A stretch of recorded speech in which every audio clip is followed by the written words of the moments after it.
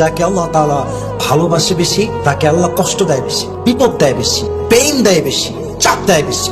এখন প্রশ্ন হচ্ছে, হুজুর আমরা যখন কাউকে ভালোবাসি আমরা তাকে আদর দিই, যত্ন দিই, লাভ করি, কেয়ার করি, ভালো জায়গায় রাখি, যত্নে রাখি, কষ্ট দেই না, কিন্তু আল্লাহ কেন কষ্ট দেয়? আল্লাহ কেন পেইন দেয়? আল্লাহ কেন বালা দেয়? কেন বিপদ দেয়? কেন কষ্ট দেয়? কেন দুঃখ দেয়? The question is really really authentic. Okay, প্রশ্ন ঠিক আছে, বাট উত্তর খুবই সোজাসাপটা। আল্লাহ যাকে কষ্ট দেয় বেশি, এটাই আল্লাহ তাআলার প্রমাণ যে আল্লাহ তাকে পরকালের জীবনে অনেক বড় পুরস্কার দিবে, অনেক বড় জান্নাত দিবে, অনেক বড় রিওয়ার্ড দিবে। তাই আল্লাহ তাআলা পরীক্ষা করছে, এবং যত দূর আপনি পাস করবেন, যতটুকু পাস করবেন, আল্লাহ আপনাকে তার চাইতে বড় পুরস্কার দান করবে। সুবহানাল্লাহ পড়বেন না আপনারা?